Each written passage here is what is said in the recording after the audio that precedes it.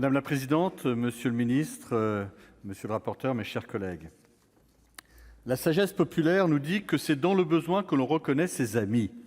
Et je crois que c'est également à cette aune que les Français jugent l'action publique. C'est dans le besoin que l'on reconnaît le véritable rôle de l'État. De ce point de vue, la crise sanitaire a fait l'effet d'un révélateur. Les Français ont ainsi reconnu, si besoin en était, l'importance d'un État fort et robuste. Car l'État a tenu bon malgré des conditions économiques et sanitaires extrêmes. Cela vaut pour tous les Français, qu'ils soient à l'intérieur ou à l'extérieur de nos frontières. Aider nos concitoyens à l'étranger s'avère aussi nécessaire que délicat, et en temps de crise plus encore que de coutume. La puissance publique doit constituer pour eux un appui et une garantie sans faille. Et ce, d'autant plus lorsque les relations internationales se crispent face aux tensions sanitaires. Nombre de nos concitoyens établis hors de France ont pu compter sur un État réactif et agile, qui a su s'adapter à des contextes étrangers très variés. Je crois que ce sentiment est très largement partagé et je tiens ici à le signaler. Le crédit en revient en partie au gouvernement, mais aussi pour grande part à nos réseaux diplomatiques qui a de nouveau fait preuve de son efficacité et de ses compétences. Lorsqu'une crise survient, qu'elle soit sanitaire, sociale ou politique, on est en droit d'attendre que le gouvernement prenne les mesures adaptées, car il échoit à l'exécutif de répondre à l'urgence d'une situation par l'action. Mais cette intervention ne se déploie jamais que dans le cadre voté par le Parlement. C'est pourquoi je salue l'initiative de notre collègue Ronan Le Gleut, qui vise à construire le cadre d'une intervention adaptée à des situations d'urgence par la création d'un fonds destiné à cette finalité. Il s'agit d'une bonne solution pour préparer aujourd'hui les interventions de demain qui devront nécessairement se faire sans attendre.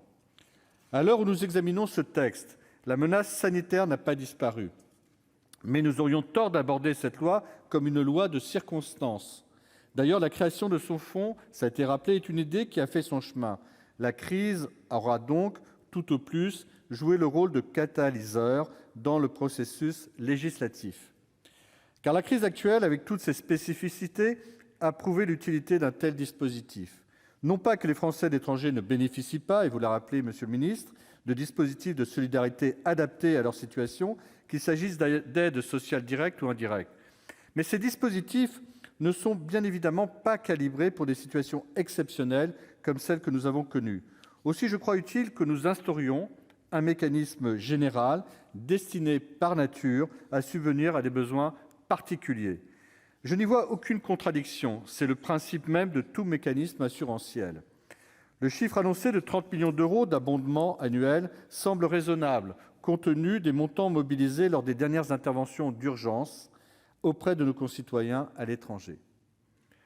Des ressources complémentaires pourraient également être puisées dans la réserve de précaution en cas de crise majeure, ce qui permettra d'articuler prévoyance et souplesse. Je vous proposerai une autre source de financement alternative avec l'augmentation de la taxe sur les nuisances sonores aériennes. Nous aurions pu également envisager la majoration de 10% du tarif des passeports. J'espère que le débat nous permettra d'identifier ensemble le modèle de financement le plus adapté. En tout état de cause, cette proposition de loi contribue à rendre plus lisibles les efforts réalisés par la Nation à l'égard de nos concitoyens établis hors de France. Il semble, à cet égard, pertinent de distinguer les aides exceptionnelles d'urgence versées en cas de crise majeure des aides de droit commun. C'est l'une des ambitions de ce fonds que nous partageons pleinement au sein du groupe Les Indépendants. Dans la même logique, c'est sécuriser le dispositif au plan juridique que de bien définir les cas de figure où il pourra être enclenché. C'est pourquoi les amendements apportés au texte initial en commission des finances vont dans le bon sens. Ils ne visent pas à restreindre le champ d'application du fonds, mais bien à préciser les situations dans lesquelles il pourrait être mobilisé. Notre groupe s'y montre également favorable. De la même manière, nous considérons qu'il est plus pertinent de ne pas caractériser de façon superfétatoire les aides qui pourraient être versées par ce fonds. Encore une fois, il ne s'agit en rien de restreindre la portée de son action, mais bien d'en sécuriser les interventions. C'est, je crois, soutenir son ambition initiale. Pour toutes ces raisons, Le groupe Les Indépendants soutient cette proposition de loi.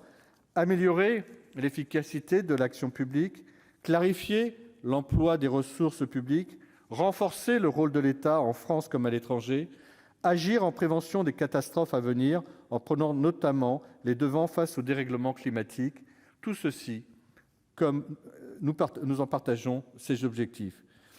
Notre rôle consiste à se donner les moyens d'atteindre ces objectifs. Ce texte y contribue. Merci de votre attention.